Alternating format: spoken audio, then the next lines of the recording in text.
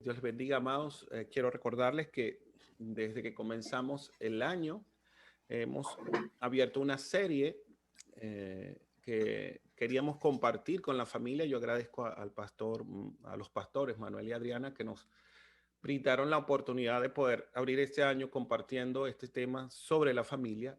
Y quiero recordarles que estamos específicamente hablando sobre el diseño de Dios para su familia. ¿Cuál es ese diseño? ¿Qué significa ese diseño? ¿Cuáles son esas herramientas que nos pueden ayudar a comprender ese diseño de Dios?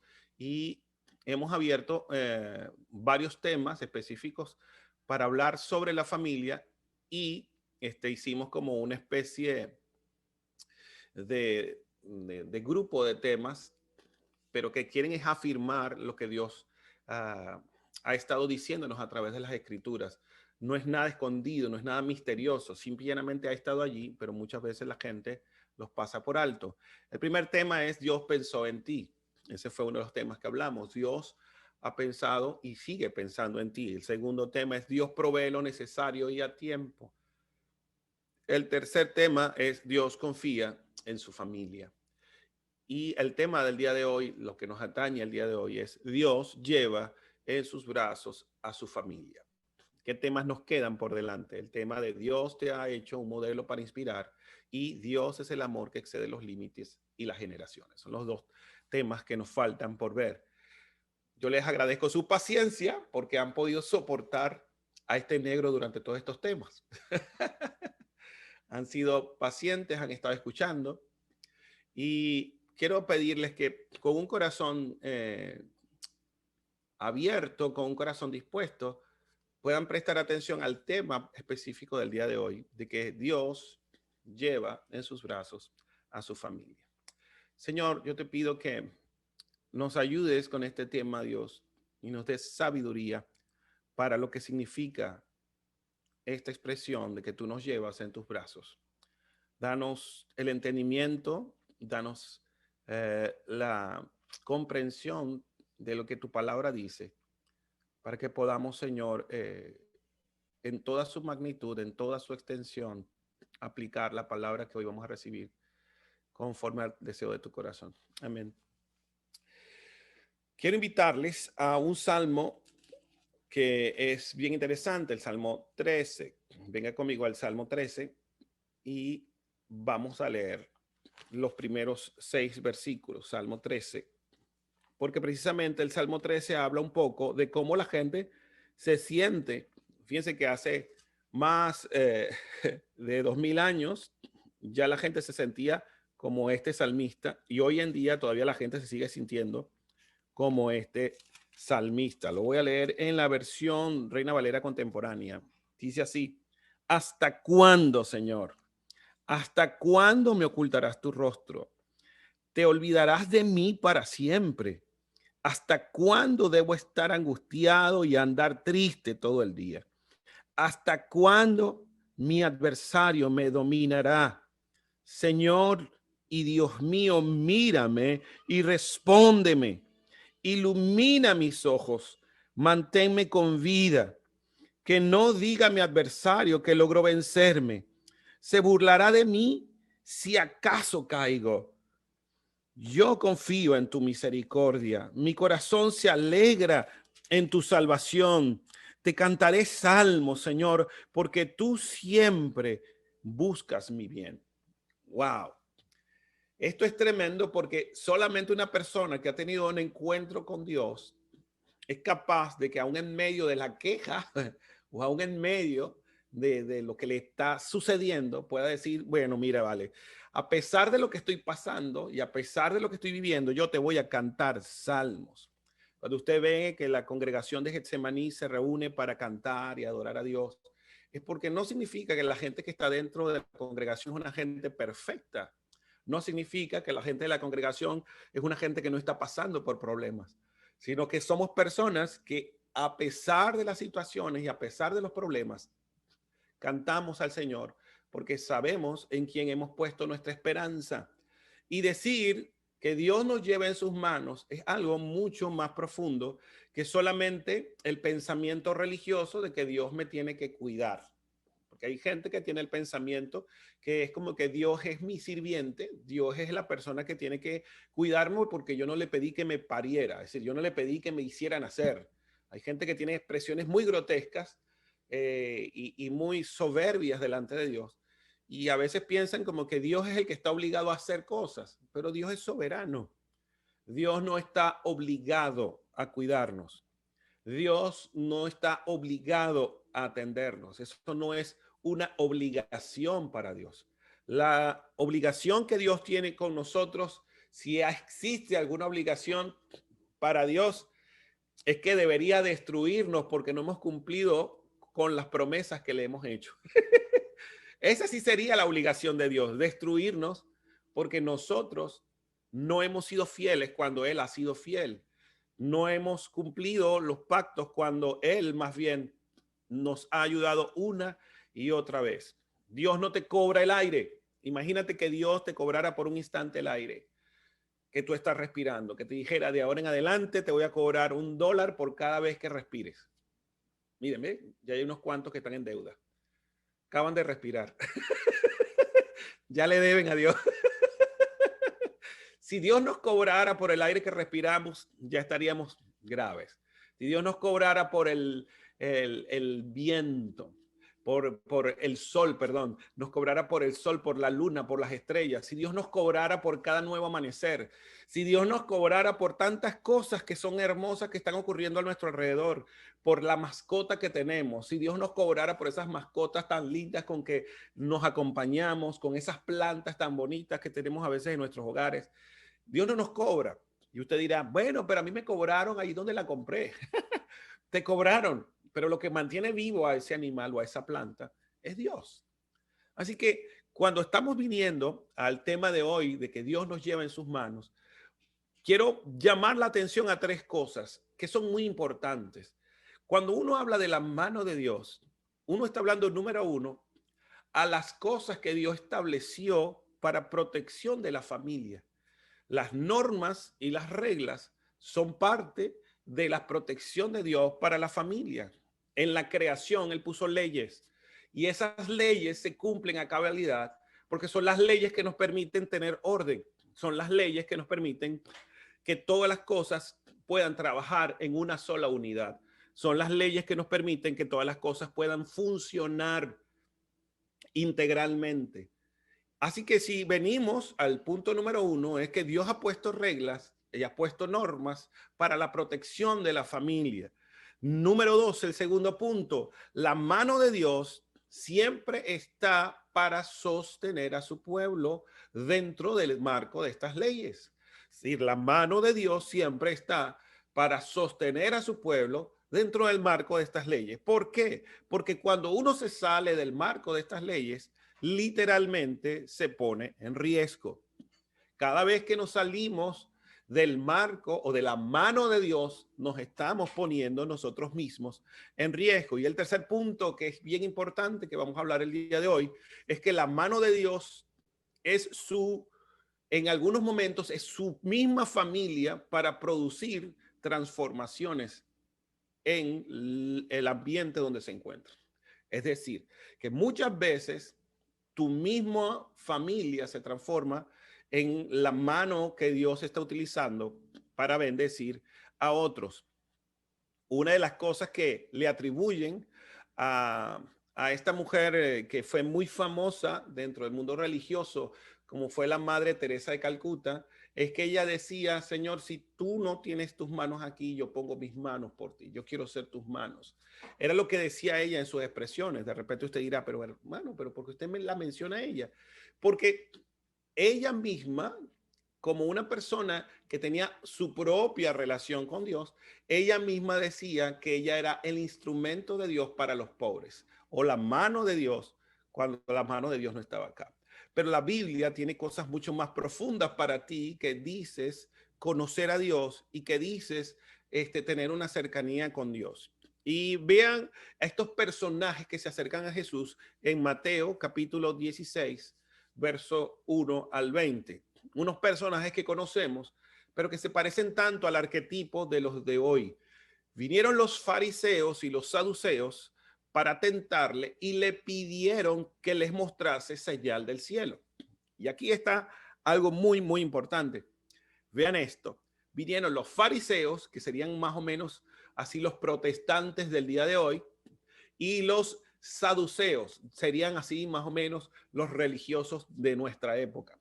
¿Por qué? Porque ellos vinieron ¿para qué? Vinieron fue para tentarle.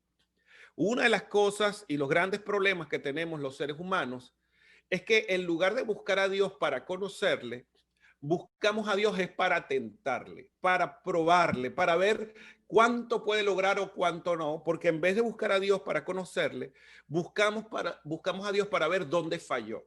Hay mucha gente que se acerca a la Biblia es para saber dónde están los errores de la Biblia, para saber dónde están las contradicciones de la Biblia. La gente se acerca a Dios muchas veces es para saber dónde están las fallas o porque quieren que haya como una especie de show.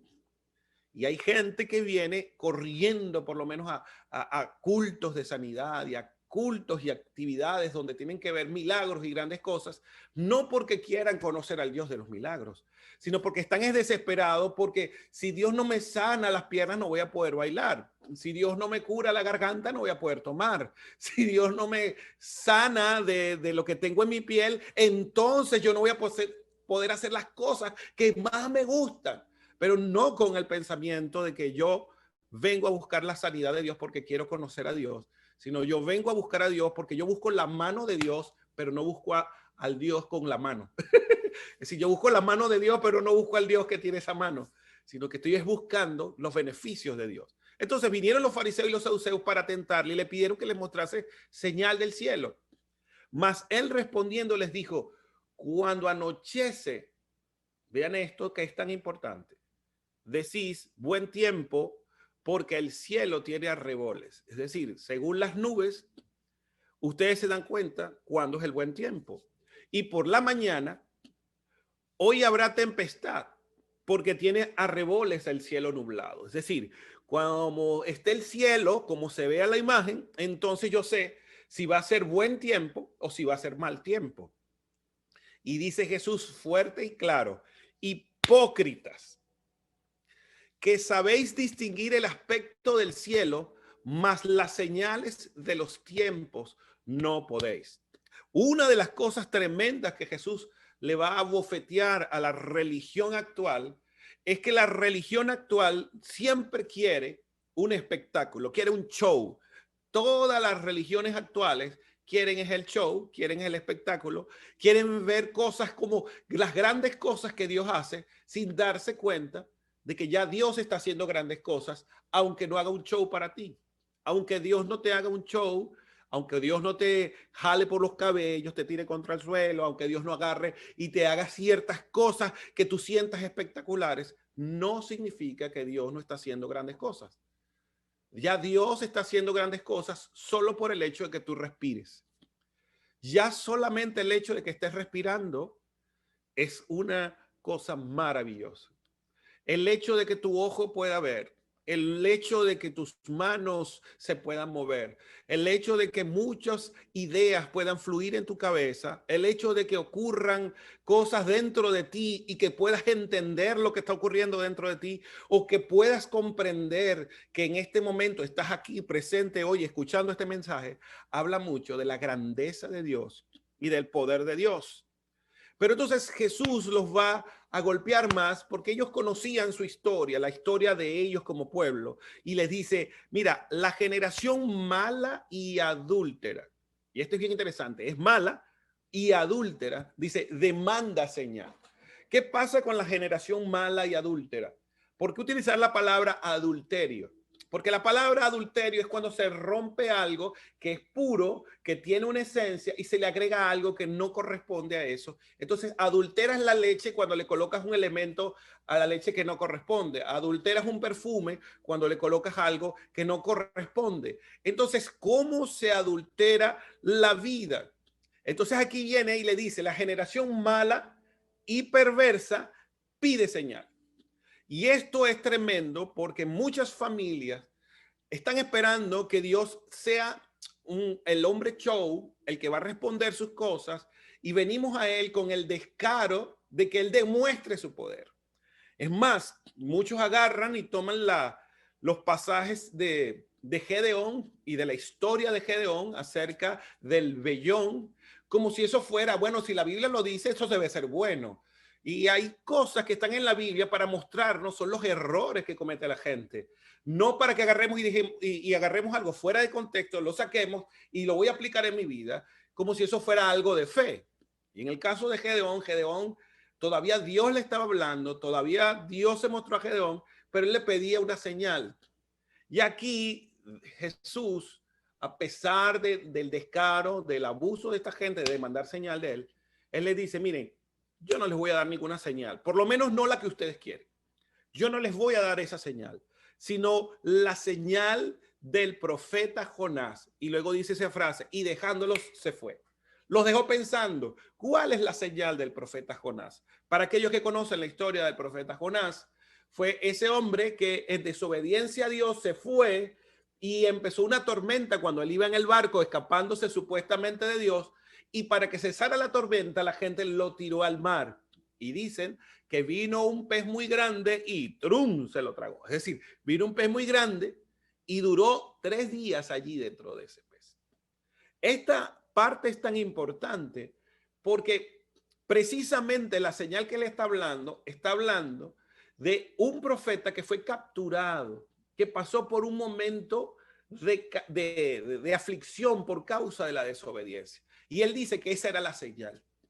Y algunos de los evangelistas o de los evangelios hablan de que lo que Jesús decía era que la señal que los fariseos iban a ver era que Jesús iba a morir, iba a durar 3 días y luego iba a resucitar.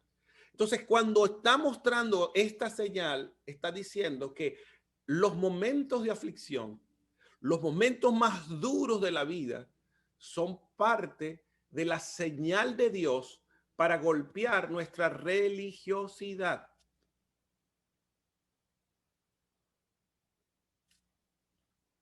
Lo voy a repetir. Las aflicciones de Dios, los momentos duros que Dios nos permite vivir, porque Él lo experimentó por causa de nosotros, tuvo que estar muerto por causa de nuestro pecado. Tuvo que morir porque es necesario que pasemos por aflicción para que nosotros podamos morir a nuestro ego, morir a lo que tratamos de nosotros vivir dentro de la perspectiva de nuestra forma de pensar para empezar a comprender el corazón de Dios. Yo quiero invitarte a que puedas ir más allá de tus propios pensamientos religiosos, de los propios pensamientos de tu religión tradicional, sea cual sea tu religión, porque recuerden que aquí ustedes no solamente están los que están escuchando de la congregación, sino toda aquella gente que está conectada en las redes sociales. Sea cual sea tu religión, tiene que haber en ti una profunda reflexión de qué estás creyendo y a quién le estás creyendo. Así que Proverbios capítulo 2 nos habla y nos lleva a preguntarnos o a preguntar o a inquirir lo que significa seguir a Dios y lo que significa reconocer a Dios. Y entonces el proverbista, hablando con su hijo, el escritor, le va a empezar a dar un consejo acerca de lo que tiene que ver con una vida que entre en un proceso de conocimiento de quién es Dios. Y le dice, hijo mío, si recibieres mis palabras y mis mandamientos guardares dentro de ti, haciendo estar atento tu oído a la sabiduría, si inclinares tu corazón a la prudencia, si clamares a la inteligencia y a la prudencia dieras tu voz, si como la plata la buscares y la escudriñares como a tesoros, entonces entenderás el temor de Dios y hallarás el conocimiento de Dios. Entenderás el temor de Jehová, de Yahweh, como usted lo quiera llamar, y dice, y hallarás el conocimiento de Dios.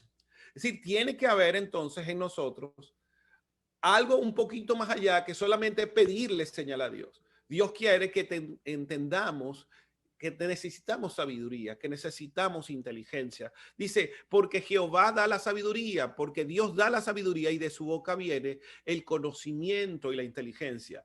Él provee de sana sabiduría a los rectos y es escudo a los que caminan rectamente. Escuchen bien esto. La protección de Dios es para los que quieren caminar rectamente. Es el que guarda las veredas del juicio y preserva el camino de sus santos, es decir, de la gente que ha apartado. Entonces entenderás justicia, juicio y equidad y todo buen camino. Cuando la sabiduría entrare a tu corazón y la ciencia fuere grata a tu alma, la discreción entonces te guardará y te preservará la inteligencia para librarte del mal camino, de los hombres que hablan perversidades, que dejan los caminos derechos para andar por sendas tenebrosas y que se alegran haciendo el mal, que se huelgan en las perversidades del vicio, cuyas veredas son torcidas y torcidos sus caminos. Serás librado, oye bien esto porque es importante, de la mujer extraña, de la ajena que halaga con sus palabras, la cual abandona al compañero de su juventud y se olvida del pacto de su Dios. Vamos a encontrar muchísimos pasajes donde en Jeremías, donde en Isaías, Dios le reclama al pueblo de Israel porque dejaron su amor por su esposo. Entonces, reclamándole a un pueblo, los comparaba como con una joven que se olvidó del hombre de su juventud. Siempre en las escrituras, cuando uno habla de infidelidad, siempre Dios lo compara con la relación de la gente con él. Por eso es que Dios detesta tanto la infidelidad de la pareja. Por eso es que Dios detesta tanto que el adulterio trastoque, trastorne a la familia. Por eso todos esos pensamientos y esas ideologías que intentan destruir a la familia, que intentan tergiversar el núcleo familiar, a Dios le es abominación. Por lo cual, y escuchen esto que es bien interesante, por lo cual su casa está inclinada a la muerte de estas personas que abandonan el pacto de Dios y sus veredas van hacia los muertos. Todos los que a ella se lleguen no volverán ni seguirán otra vez los senderos de la vida. Es terrible cuando él hace la comparación de que la persona que termina en infidelidad está caminando hacia la muerte y puede destruir a su propia vida y no va a poder volver a la misma vida que tenía. Esto es tremendo. Así andarás por el camino de los buenos y seguirás las veredas de los justos. Y evidentemente tienes inteligencia, porque los rectos habitarán la tierra y los perfectos permanecerán en ella. Mas los impíos serán cortados de la tierra y los prevaricadores serán de ella desarraigados. Esta palabra es profunda. La palabra impío, para aquel que no conozca esta palabra, significa que no tiene piedad, impío. Y la palabra pío significa que es amoroso o que tiene amor, es la persona con amor. Así que una persona impía, no estamos hablando de una persona que no es cristiana, estamos hablando de una persona que no tenga amor. Una persona que no viva en amor es una persona impía. Es una persona que ha roto de una forma u otra la ley del Señor. Y esta palabra prevaricar me llama mucho la atención porque mucha gente no la conoce. Y esto es importante cuando estamos hablando del punto de que las normas y las reglas son la protección de Dios para la familia. Porque la prevaricación, cuando uno la busca en el diccionario, dice que es faltar conscientemente a los deberes de su cargo al tomar una decisión y dictar una resolución injusta con plena conciencia de su injusticia. Lo voy a volver a repetir. Prevaricar es que esta persona, un funcionario o una persona que tiene una autoridad, dice faltar conscientemente a los deberes de su cargo al tomar una decisión o dictar una resolución injusta con plena conciencia de su injusticia.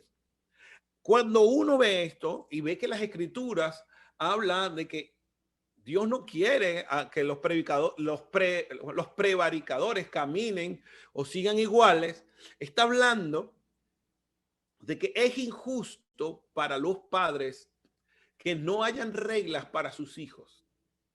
Es injusto para los hijos que los padres no hagan su función o que hagan su función de forma injusta. Por lo tanto, la protección, la mano de Dios para la familia es que escudriñemos las escrituras, que adquiramos sabiduría, pero que entendamos que no podemos ser ni impíos ni prevaricadores. No puedo ser una persona que se despoje del amor para aplicar la ley, ni tampoco puedo ser de las personas que usan su cargo para cometer injusticia. Mi cargo en mi familia es ser padre y ser esposo, o ser esposo primeramente y luego padre. Pero lo cierto es que yo tengo una función en el hogar. Los abuelos tienen una función en el hogar, los tíos tienen una función en el hogar, cada miembro de la familia tiene una función y cada una de las reglas que se colocan tienen que ser reglas que estén llenas de amor y reglas que se practiquen en justicia. Y esas reglas son las que nos tienen que llevar a comprender las escrituras y el por qué las reglas que Dios coloca son para nuestra protección y son parte de la mano de Dios. Deuteronomio capítulo 12, verso 17 al 19 dice, hablando acerca de los recursos de la familia y acerca de cómo Dios ve la importancia de que toda la familia comparta los recursos juntos, pero bajo una condición, y esto es bien interesante. Dice en el verso 17, hablando de la ofrenda, dice, ni comerás en tus poblaciones el diezmo de tu grano, de tu vino o de tu aceite, ni las primicias de tu vaca, ni de tus ovejas, ni los votos que prometiste, ni las ofrendas voluntarias, ni las ofrendas elevadas de tus manos, sino que delante de Jehová tu Dios las comerás, en el lugar que Jehová tu Dios hubiera escogido, tú, tu hijo, tu hija, tu siervo, tu sierva y el levita que habita en tus poblaciones. Te alegrarás delante de Jehová tu Dios de toda la obra de tus manos. Ten cuidado de no desamparar al levita en todos tus días sobre la tierra. Y esto es bien importante. ¿Por qué yo tomo este pasaje cuando tienen que ver con reglas? Porque precisamente cuando Dios le pedía la ofrenda al pueblo, ni siquiera le estaba pidiendo la ofrenda al pueblo para que la familia se quedara sin provisión, sino que la idea de que la gente pensara en el diezmo era porque la gente tenía que organizar sus finanzas, la gente tenía que organizar sus recursos. Cuando les pedía las primicias, ya ellos sabían que ellos iban a entregar todos los recursos de los primeros del año para que ellos pudieran organizarse matemáticamente para subsistir con todos los recursos de los 11 meses siguientes. Entonces, de una u otra forma, el diezmo no era porque Dios quería quitarle a la gente algo. El diezmo era para que la familia se organizara cómo iban a administrar sus recursos para que luego todos disfrutaran de esos recursos en presencia de Dios. ¿Cómo eran estos disfrutes de recursos? Era porque tenían que venir todos en familia, no aislados, venir a la casa de Dios y en la casa de Dios todos compartían todo y disfrutaban todo en la casa de Dios. Entonces es tan interesante esto porque también les da ¿cómo se llama? La observación y le digan, tengan cuidado de no desamparar a los levitas, porque los levitas precisamente eran los que trabajaban dentro de la casa de Dios y para ellos había una preocupación de que esas personas que tenían que tener la función de cuidar, de atender el templo de Dios de ese momento, o que tenían que atender el tabernáculo en ese momento, pudieran estar alimentados, cubiertos, porque ellos tenían una función que era cuidar esos recursos que llegaban para bendición de todos. Y en la familia tienen que haber un orden, tiene que haber un deseo de que cada miembro de la familia pueda entender que no puede estar aislado. Es decir, Dios no quiere que la familia se aísle, sino que la familia cada cierto tiempo tiene que reunirse, la familia cada cierto tiempo tiene que estar juntos para alegrarse. Esta es una regla clave y es una regla importante. Dios no quiere que tu familia esté triste, que tu familia esté sola, abandonada, sino que hasta los recursos que te da para que los administres bien son para que se alegren y lo disfruten juntos. Y esto está ahí escrito, no es algo inventado por mí, es algo que está escrito allí. ¿Para qué Dios entonces nos da esta regla? Vean lo tremendo que es saber que estamos en las manos de Dios y que Él sostiene su pueblo. Dice en Éxodo 32, 10 al 12, y solamente estoy tocando el Antiguo Testamento. Imagínense si tocamos el Nuevo Testamento, que tiene muchos más versos. Dice, ahora pues, déjame que se encienda mi ira en ellos y los consuma. Y de ti yo haré una gran nación. Entonces Moisés oró en presencia de Jehová su Dios y dijo, oh Jehová, ¿por qué se encenderá tu furor contra tu pueblo que tú sacaste de la tierra de Egipto con gran poder y con mano fuerte? ¿Por qué han de hablar los egipcios diciendo, para mal los sacó, para matarlos en los montes, para raerlos de la faz sobre la tierra? Vuélvete del ardor de tu ira y arrepiéntete de este mal contra tu pueblo. Para aquellos que no conozcan este pasaje es importantísimo, porque es que el pueblo de Israel, en lugar, después que Dios los sacó de Egipto, en lugar de adorar a Dios, estaban construyendo un becerro. Estaban construyendo un ídolo y estaban sustituyendo al Dios que los había sacado de Egipto y estaban cambiando a Dios por algo hecho de mano, por algo hecho por ellos mismos.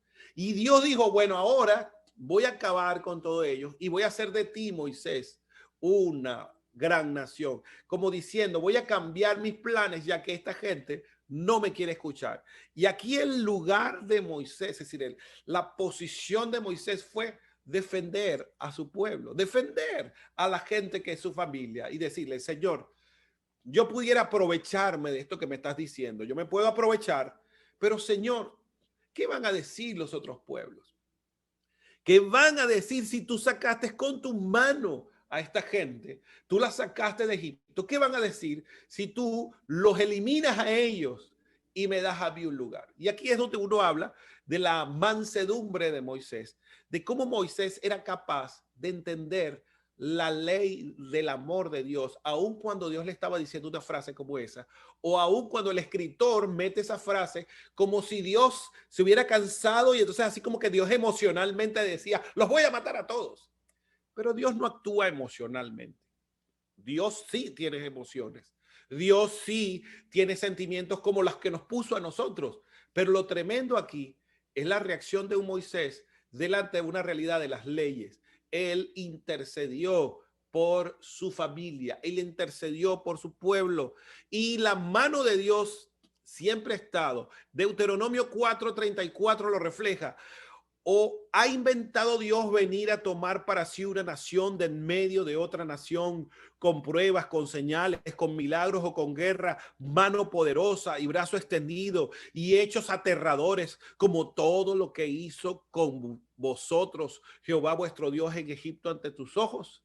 Es decir, le está diciendo al pueblo, mira, ¿acaso hay otra gente que ha vivido o otros pueblos han vivido lo que viviste tú, Israel, cuando Dios te sacó con mano poderosa donde estás? Cuando hablamos de las reglas de Dios, tienes entonces que hacer memoria hacia atrás en tu vida. Tú que estás escuchándome, ¿de qué cosas te ha librado Dios? ¿De cuántas cosas Dios te ha sacado? Para que hoy tú digas que estás esperando una señal de Dios, cuando toda tu vida ha sido una señal tras otra. Muchos de los que me están escuchando aquí saben que no estarían vivos escuchando este mensaje si Dios no los hubiera librado de enfermedades en el pasado, si Dios no los hubiera librado de accidentes automovilísticos, si Dios no los hubiese librado de situaciones en los embarazos difíciles que estuvieron, si Dios no los hubiese librado de esas situaciones, de esos inventos que hicieron ustedes o cada uno de nosotros hicimos en la juventud o hicimos en esos momentos donde creíamos que nadie nos estaba viendo. Así que Dios con su brazo extendido te ha sacado de problemas, te ha sacado de tu Egipto, te ha sacado de situaciones difíciles, te ha sacado de momentos fuertes. Fíjense en una oración que está diciendo aquí en el Deuteronomio 5:15, dice, acuérdate que fuiste siervo en tierra de Egipto, que Jehová tu Dios te sacó de allá con mano fuerte y brazo extendido. Por lo cual Jehová tu Dios te ha mandado que guardes el día de reposo.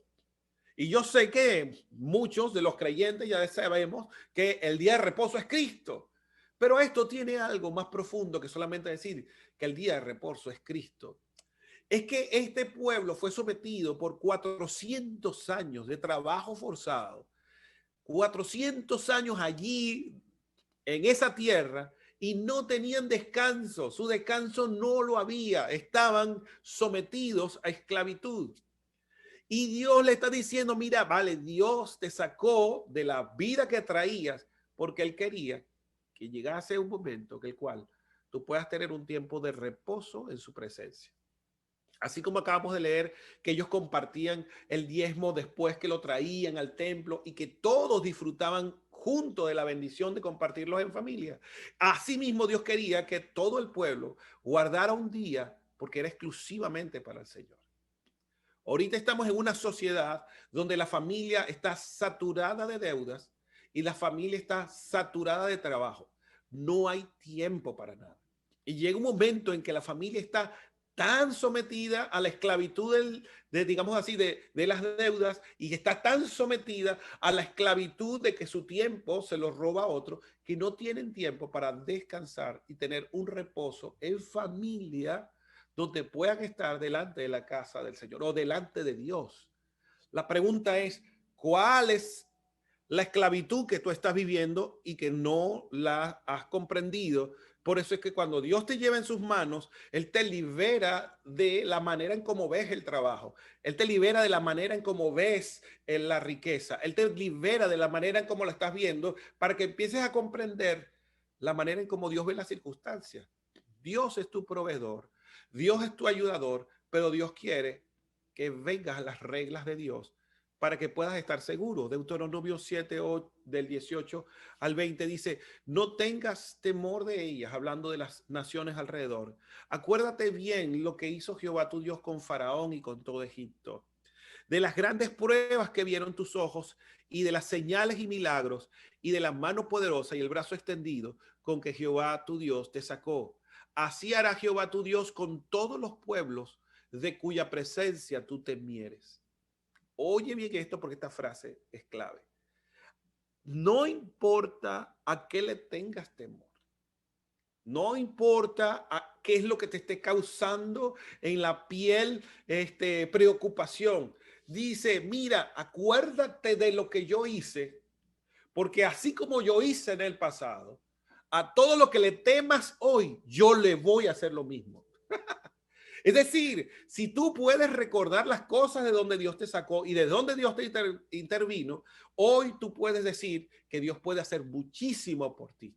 Porque si aún estando mal, aún estando quejón o quejona, aún estando en tus situaciones del pasado donde ni siquiera conocías bien a Dios y Dios te libró porque Dios le plació, porque Dios te tuvo misericordia, entonces hoy lo puede hacer contigo y no tienes que tener miedo a lo que Dios va a hacer.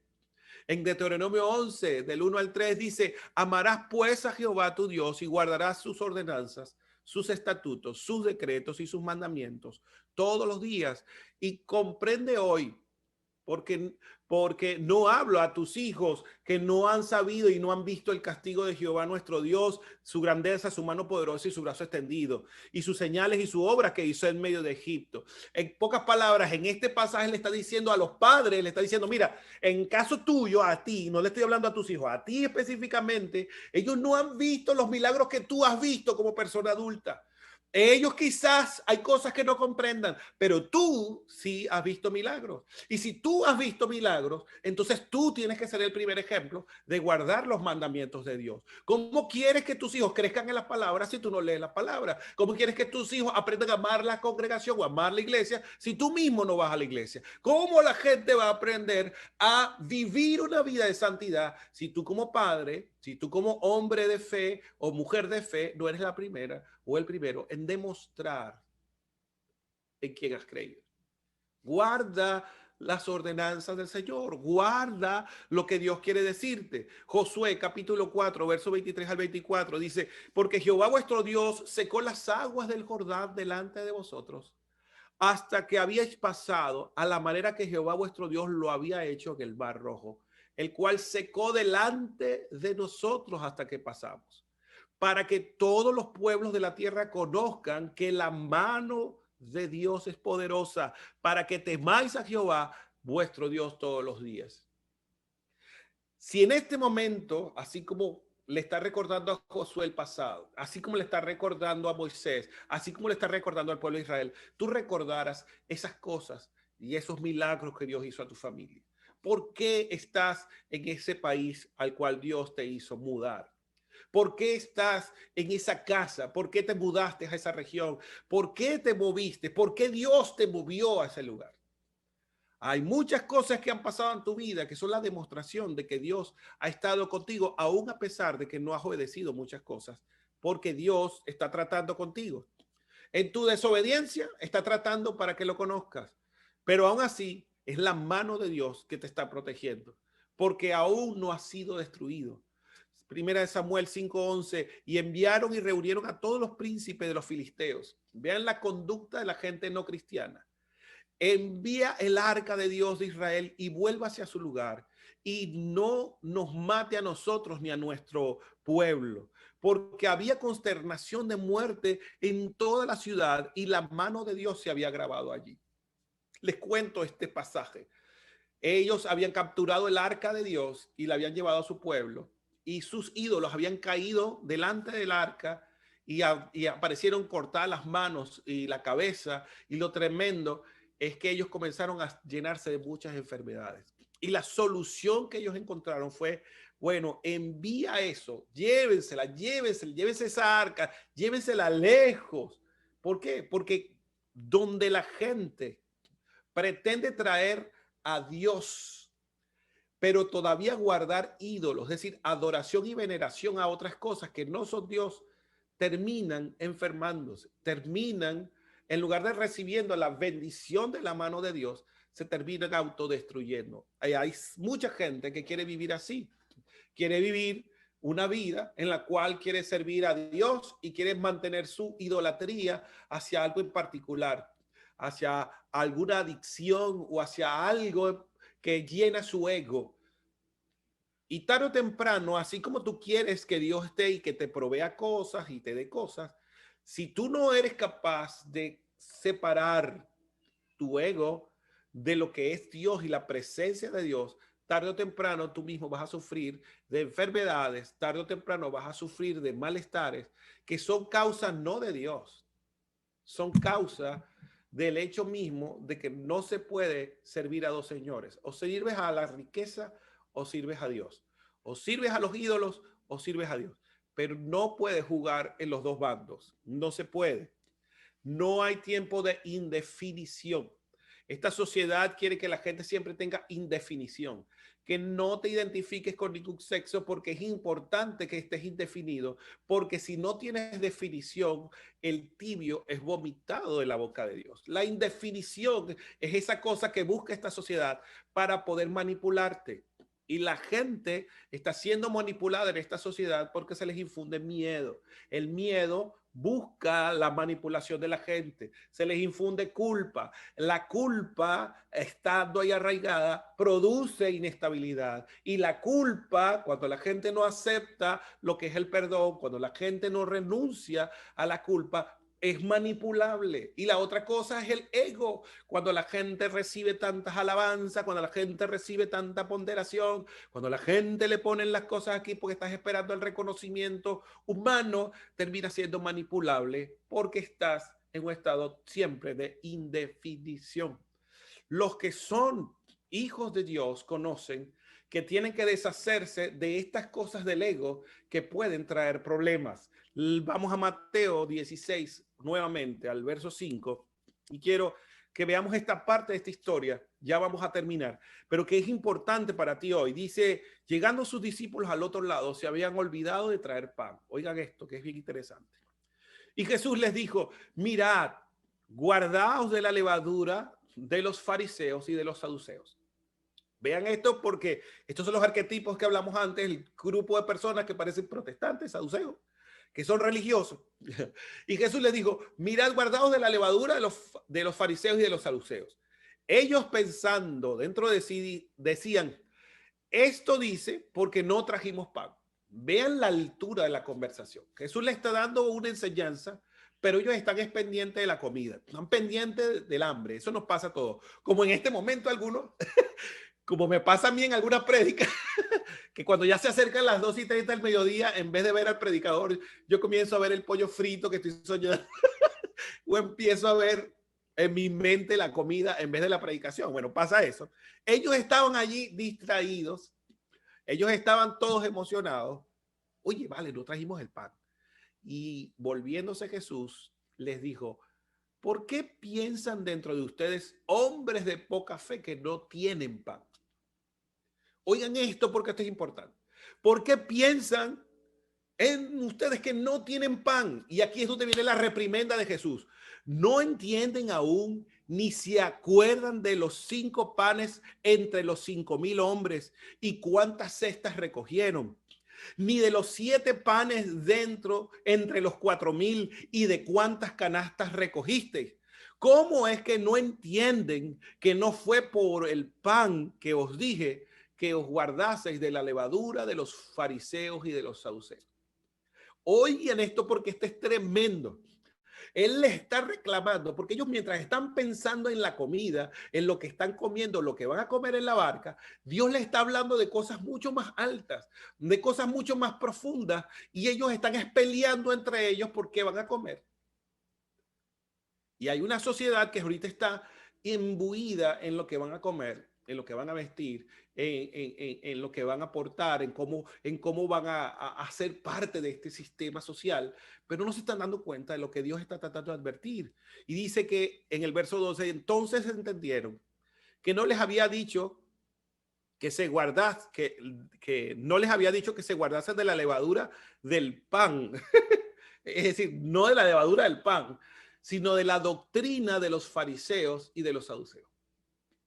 Una de las cosas que la gente siempre está pensando es en la supervivencia. La gente está pensando en cómo voy a comer, en cómo me voy a vestir, en cómo tengo que trasladarme, y que no está mal. Es decir, cada quien tiene que buscar lo que necesita. Pero aquí, cuando venimos a la iglesia o cuando venimos a estos videos o cuando venimos a buscar la presencia de Dios, Dios quiere que reflexiones un poquito más allá de lo que pensaría la persona promedio. Dios no quiere que solamente tu mente esté centrada en lo que vas a comer y vas a vestir. Necesitas quitarte la levadura de los fariseos y de los saduceos. Y esto es el ego. Necesitamos quitarnos el ego. La levadura hace que el pan se esponje, se vea más grande de lo que realmente la masa puede dar. Nos hace verla bella. En mente el ego a veces se pasa y nos hace ver como realmente no somos. Realmente nos hace esponjarnos, nos pone bellos, preciosos, pero lastimosamente Dios no quiere que esa levadura de fariseos, esa levadura de religiosos, nos haga detener a entender las enseñanzas de Dios. Primera de Crónicas, y con esto termino, e invocó Jabes al Dios de Israel diciendo, oh, si me dieras bendición y ensancharas mi territorio, si tu mano estuviera conmigo y me libraras del mal, para que no me dañe. Y la frase termina, y le otorgó Dios lo que pidió. Dios anhela que quieras su mano. Dios anhela que tu oración sea de vivir en prosperidad o vivir bien, pero que entiendas que su mano no es una mano que Él te está extendiendo para que tú hagas con ella lo que te da la gana. La familia de Dios tiene que tener reglas en su casa. Sus hijos no pueden hacer lo que les da la gana. Sus hermanos no pueden hacer lo que les da la gana. Todas las familias necesitan orden y reglas, y esas reglas tienen que llevarnos a respetarnos unos a otros. Dice en Segunda de Reyes 17:39, mas temed a Jehová vuestro Dios y Él los librará de mano de todos tus enemigos. Así que, como diría la palabra, pero ahora en esta versión, los leo. Por tanto, muestren humildad bajo la poderosa mano de Dios, para que Él los exalte a su debido tiempo. Descarguen en Él todas sus angustias, porque Él tiene cuidado de ustedes. Sean prudentes y manténganse atentos porque su enemigo es el diablo y anda como un león rugiente buscando a quien devorar. Eso es primera de Pedro 5:6 en adelante. Pero ustedes manténganse firmes y háganle frente. Sepan que en todo el mundo sus hermanos están enfrentando los mismos sufrimientos, pero el Dios de toda gracia, que en Cristo nos llamó a su gloria eterna, los perfeccionará, afirmará, fortalecerá y establecerá después de un breve sufrimiento. A él se ha dado el poder por los siglos de los siglos. Amén. No sé lo que estás viviendo, no sé el sufrimiento que estás pasando, no sé lo que estás pasando allí en lo más íntimo, pero si hay algo es que Dios te está protegiendo. Si hay algo es que tú estás en las manos de Dios. Esa ilustración del hombre caminando sobre la arena, donde él cada vez que caminaba y miraba hacia atrás, veía las dos huellas en los momentos de alegría, pero en los momentos de dificultad veía una sola huella. Y esa imagen de ese hombre preguntándole, pero Jesús, pero ¿por qué? Cuando estábamos en los momentos más alegres, tú caminabas al lado mío, pero en los momentos más difíciles ya no estabas allí. ¿Por qué? ¿Por qué te ibas en momentos de dificultad? Y la hermosa historia, la hermosa fábula dice que Jesús le decía a este hombre, mira, en los momentos más difíciles, esas huellas que estás viendo allí no son las tuyas. Era que yo te llevaba en mis brazos. Es importantísimo que la iglesia de hoy comprenda que Dios no se ha cortado, su mano no se ha cortado, pero la mano de Dios está sobre la familia que está dispuesto a cumplir el llamado de Dios a hacer luz a las naciones y a vivir conforme a los principios de las reglas de Dios, porque eso es lo que Dios quiere, que podamos vivir bajo sus reglas y confiados.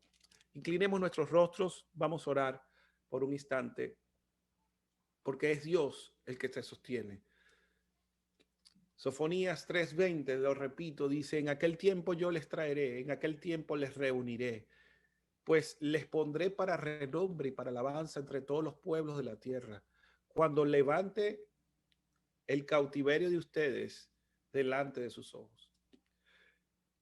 El sufrimiento que estás viviendo en este momento es para la gloria de Dios, aunque no lo puedas comprender.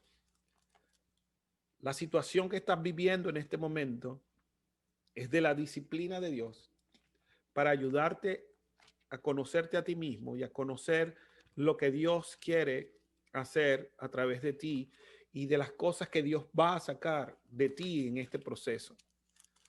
Así que ahí, mientras estás orando, quiero que cierres tus ojos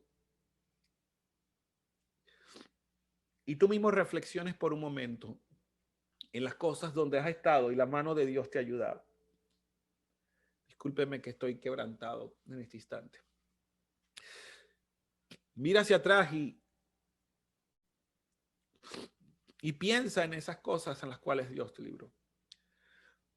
Cuando yo estoy hablando con ustedes, mientras usted está haciendo su reflexión, yo puedo recordar que yo tenía una enfermedad incurable a los 15 años.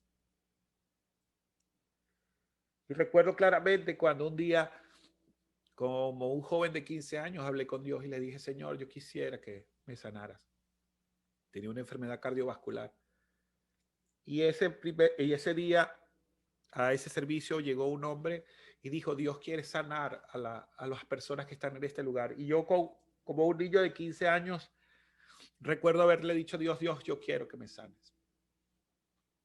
Y no olvido ese momento porque los doctores decían que tenían que hacerme operaciones, que yo tenía que estar inyectándome antibióticos porque cualquier situación podía matarme.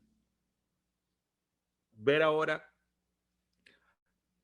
que ya llegué a mis 48 primaveras porque Dios me sanó ese día. Es algo que la gente no va a entender, pero yo sí lo entiendo. Yo vi la mano de Dios. No la vi quizás literal, pero realmente Dios me sanó y no puedo olvidar eso. Toda mi vida ha sido un regalo. Cuando miro hacia atrás, solamente veo ese regalo. el regalo de que Dios me libró. Hablando con mi hijo y mi hijo me decía, cuéntame historias, papá, de todo lo que tú has vivido. Y me dijo, ¿te ha atropellado un carro alguna vez? Y cuando saqué la cuenta, no me atropelló una sola vez, me atropellaron 4 veces. 4 veces he sufrido accidentes por vehículos que se han salido de la vía y me han atropellado. Y todavía sigo aquí vivo. Y yo digo, wow. Y una de las cosas más fuertes que yo viví en la tragedia de mi país fue que yo fui secuestrado por unas horas, pero fueron las peores horas de mi vida.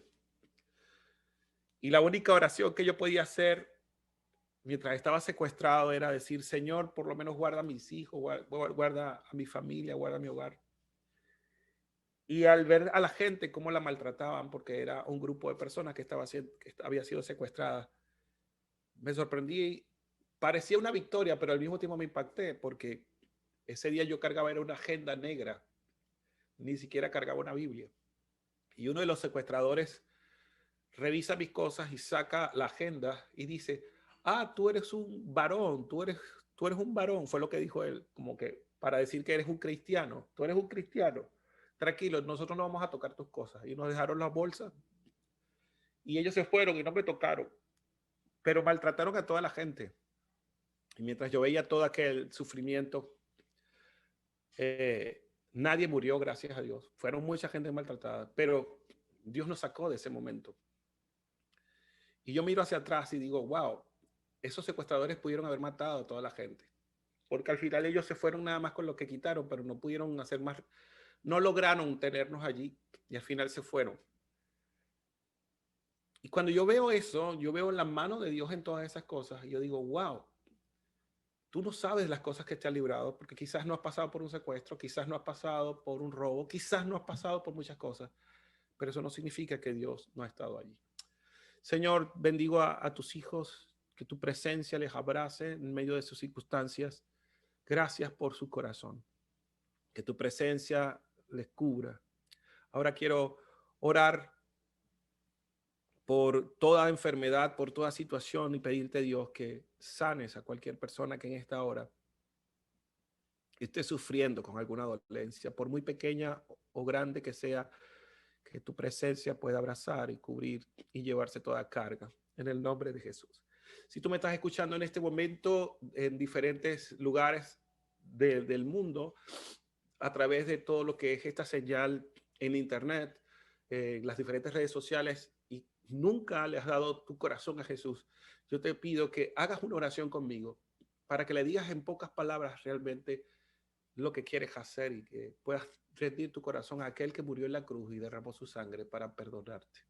Dile de esta manera, dile, Señor Jesús, aunque hay cosas que aún no entiendo, al mirar mi vida, he visto cómo me has ayudado, Dios. He visto cómo has estado ahí en los momentos más difíciles. Yo reconozco que he sido pecador, reconozco que he fallado en muchos instantes, en muchos momentos, pero yo quiero entregarte mi vida, te quiero entregar mi corazón, te quiero entregar lo que soy. Quiero que entres a mi vida, Señor, y le pongas orden. Y quiero que me ayudes a entender tu mano, tus reglas, para poder caminar en ellas y para poder caminar en la gracia y el amor que está en ti, Señor. En el nombre de Jesús. Amén. Amén. Gracias por la paciencia, gracias por ese amor que has puesto en esta hora por conocer al Señor. Puedes escribirnos a través de las redes sociales, puedes entrar allí a nuestra página, puedes buscar allí abajo, vas a tener todos los datos para que puedas entonces llamarnos si tienes alguna necesidad y te puedas comunicar con nosotros como iglesia. Así que gracias por estar allí y gracias por la paciencia esta hora. Bueno, amados, Dios les bendiga, Dios les guarde, gracias por su paciencia. Sé que ha sido un poquito extenso, pero quisiera también pedirles que canten conmigo una canción y con esto vamos a cerrar para este tiempo especial. Vamos a adorar al Señor. Dice así.